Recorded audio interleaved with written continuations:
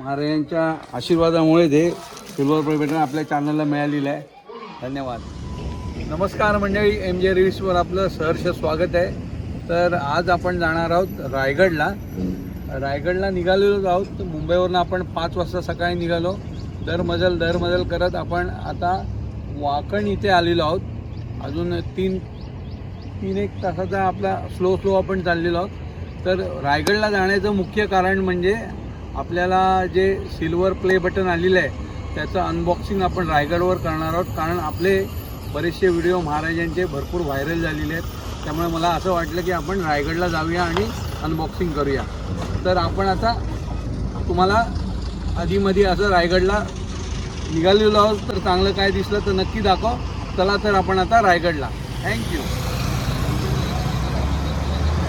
मुंबई गोवा हायवेवरून माणगाववरनं तुम्ही 100 मीटर पुढे आलात की लेफ्ट साईडला ढालघर फाटा आहे. तिथून आतमध्ये जायचं म्हणजे हा शॉर्टकट पडतो. तिथून आम्ही आता आतमध्ये निघालो आहे रायगडकडे.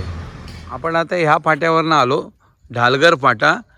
आणि हा निजामपूर रोड आहे आणि हा जो सरळ जातो तो रायगडकडे जातो. इथून पाचाड 16 किलोमीटर आहे आणि रायगड रोपवे जो आहे तो 19 किलोमीटर आहे. आता आपण ह्या रोडनी सरळ जाणार. आपल्याला ह्या रोडनी आल्यामुळे आपलं महाडला जाण्याचं जे मार्ग आहे, महाडवरनं आपण रायगडला जातो ते कमी होतं अंतर आणि कमी 20-25 किलोमीटर अंतर आपलं वाचतं ह्या रोडनी गेल्यावर. तर चला आता आपण रायगड.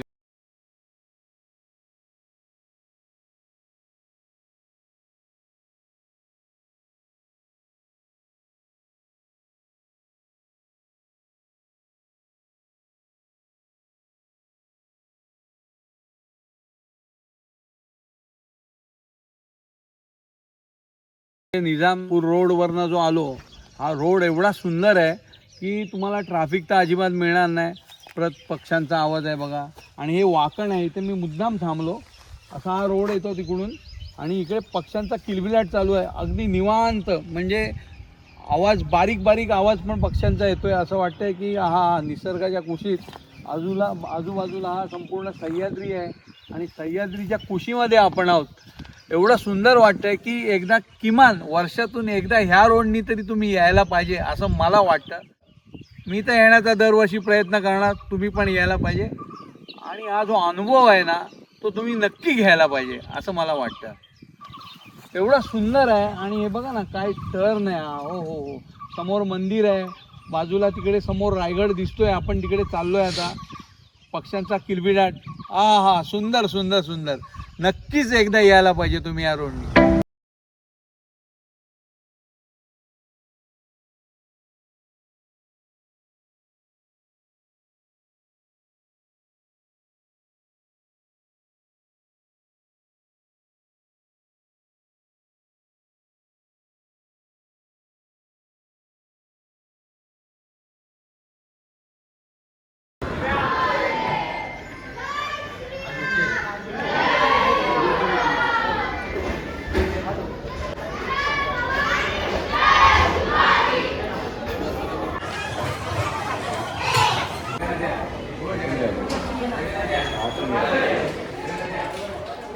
रोपवेवरून आपण आता रायगडमध्ये आलेलो आहोत, किल्ल्यामध्ये. मेन गेटमधून चालू आहे. ताक म्हणतायत, ताक घ्या. थंड. कसं ताक? 20 रुपयाला. हो. धान्य कोठाराच्या जवळ आलोय आपण आता. धान्याची कोठार, राणीवासा. शिवाजी महाराज की जय.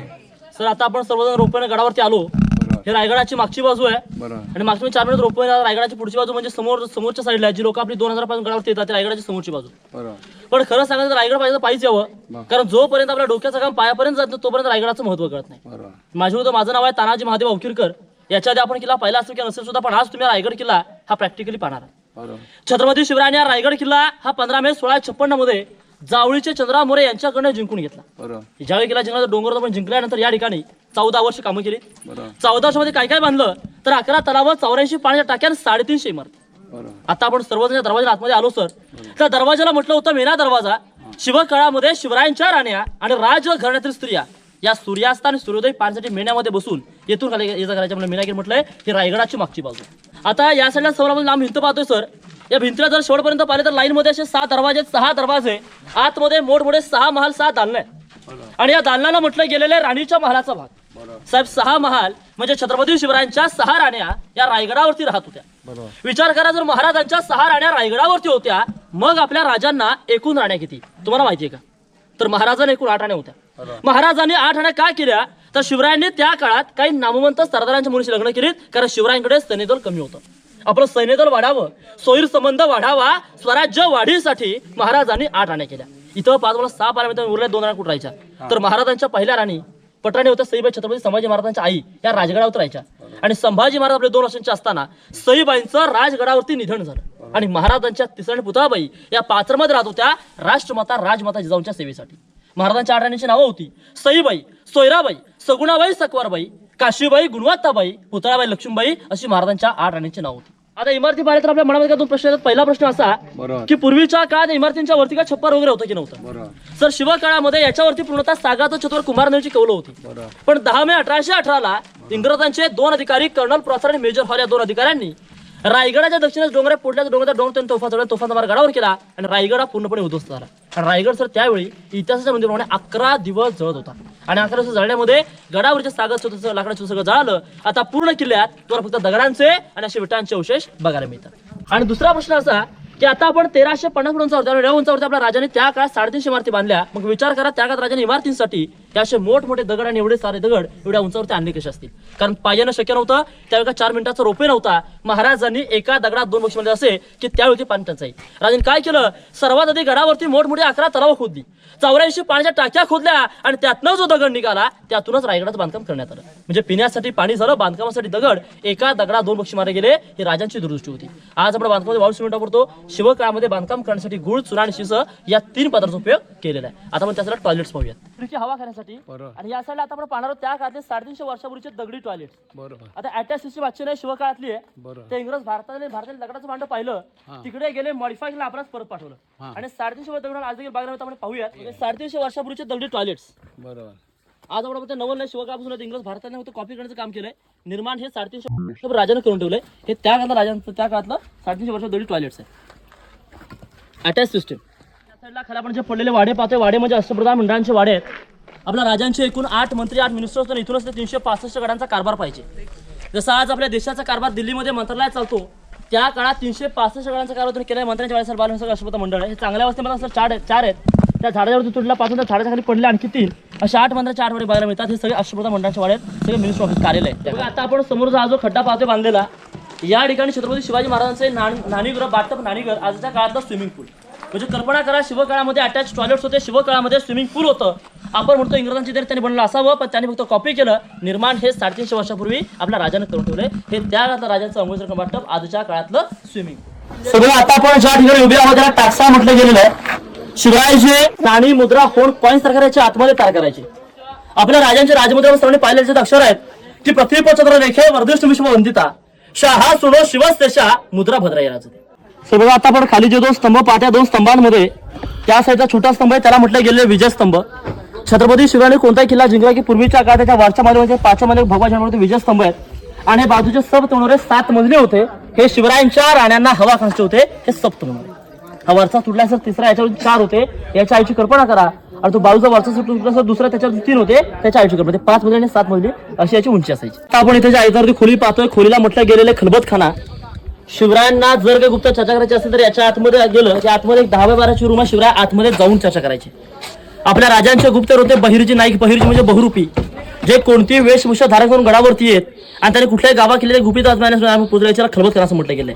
आपण म्हणतो भिंतीला कान असतात, त्यामुळे जमिनीच्या खाली केले खलबत बघायला मिळतो. हे गुप्त चर्चा ठिकाण आहे खलबतखाना. सर बघा, आता समोर आपण मोठा चौथरा पाहताय. चौथऱ्याला म्हटलं गेलं सचिवालय. शिवरायांची त्यांच्या मंत्रिमंडळासोबत काय सभा मिटिंग या ठिकाणी व्हायची. आपण पाहतो दिल्लीच्या लाल किल्ल्यावरती दिवाणे आम्हाला दिवाणे खास आहे.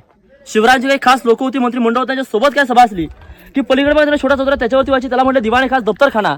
आणि आम जनतेसोबत सभा असली की तो आम दरवाजा राजदर बघायला याच्या पुढे आता आपण जाणार आहोत. तलाव पाहता, या तलावाचं नाव आहे तीर्थ गंगासागर तलाव. शिवरायांचा राज्याभिषेक सोहळा रायगडावरती पार पडला 6 जून 1674 ला.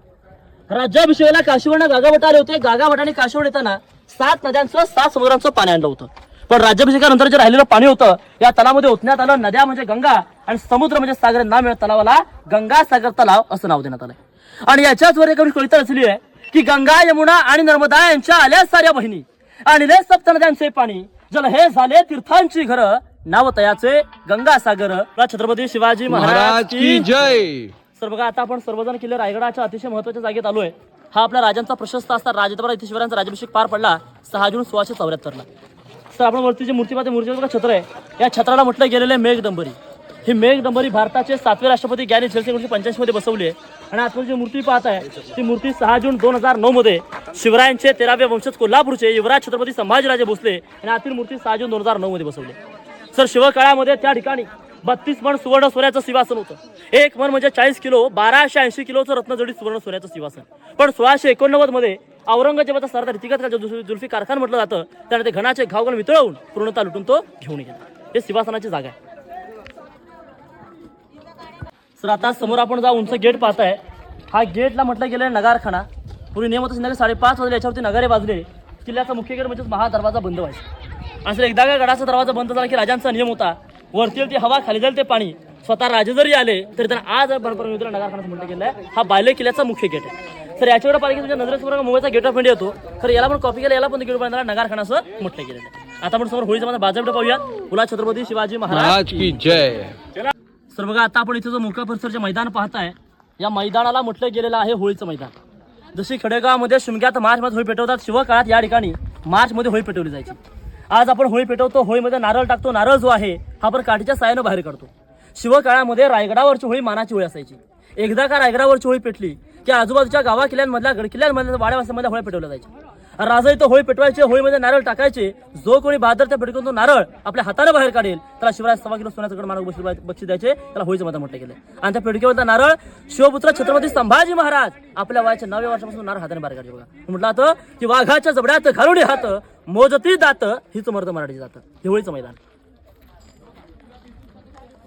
सर बघा आता समोर आपण मूर्ती पाहताय ही मूर्ती 1974 मध्ये गणेश पाडकर सहस्त्रपती मूर्ती बनवली आणि इंदिरा गांधींच्या हस्ते या ठिकाणी स्थापन करण्यात आलेली आहे. सर आपण आतमध्ये सिंहासन मूर्ती पाहिली. मूर्ती 2009 ची होती. ही मूर्ती 1974 ची जुनी मूर्ती आहे. ही मूर्ती आतमध्ये बसण्याची सिंहासनाची जागा आहे.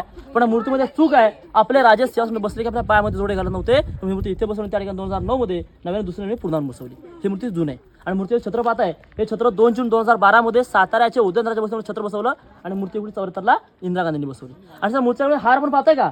तर हा रिलीज सांगलीवरून येतो शिवप्रतिष्ठान भिडेगुरुजी यांच्या मार्फत. ऊन वारा पाऊस काहीच पूजा चुकत नाही. त्याचे 2 मास नित्यमित येतात पूजा करतात निघून जातात. आणि जवळजवळ 30-35 वर्ष ही सेवा त्यांची अखंडरित्या चालू आहे. आणि आजही ती लोक ऊन वारा पाऊस काही असो नित्य नेमाने पूजा केली. समोर मंदिर पाहताय जगदीश्वर शंकर महादेवाचं मंदिर आहे. आपले राजे रोज पहाटे न चुकता या राजमार्ग दर्शन जायचे. जगदीश्वराचं मंदिर राज शंकराचे भक्त होते. त्यामुळे मंदिराच्या समोरच आपल्या राजांच्या देशाच्या अग्नीच्या गडावर अतिशय महत्त्वाचं ठिकाण म्हणजे राजांची समाधी सुद्धा त्या ठिकाणी बघायला मिळते. सर समाधी मंदिराच्या मध्यपाली छोटासा गेट देखील आहे. या रायगडाच्या आर्किटेक्ट होते हिरोजी इंदुलकर. जेव्हा त्यांना विचार घेऊन बक्षिसात काय पाहिजे कारण गडाचं काम केलं होतं तर हिरोजी म्हणतात राजे जास्त काय नको फक्त आमच्या नावाची पाठी त्या मंदिराच्या पाठीमध्ये आज्ञा द्या ज्या पाठीमध्ये अक्षर आहेत की सेवेच्या ठाई तत्पर हिरोजी इंदुलकर. या हिरोजीने रायगडाचं 14 वर्ष काम केलं आणि 14 वर्ष काम करून बक्षीस काय म्हणजे नावाची पाठी कुठे मंदिराच्या पारीमध्ये. जर त्या नावच लिहायचं होतं आपण मोठा गेट नगारखाना पाहिला त्याच्यावरती लिहू शकले असते. पायी उतरता मेन गेट महादरवाजा लिहू शकले असते.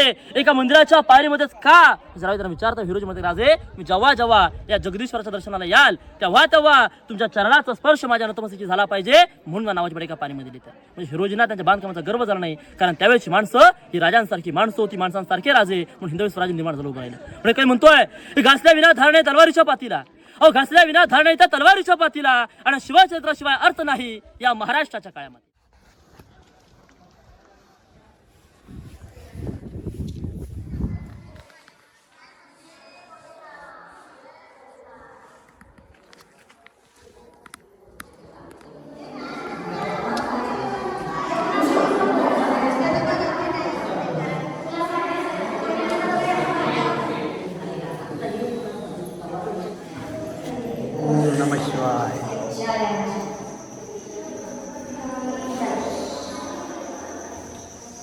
शिवाजी महाराज जसं आहे कायम लवकर हात पाय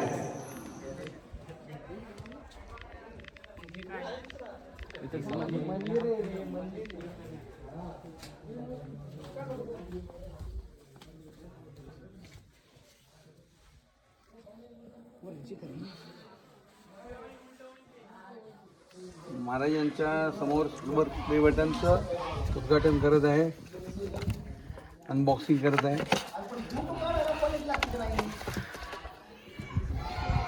महाराजांच्या आशीर्वादामुळे ते सिल्वर प्ले बटन आपल्या चॅनलला मिळालेलं आहे. धन्यवाद.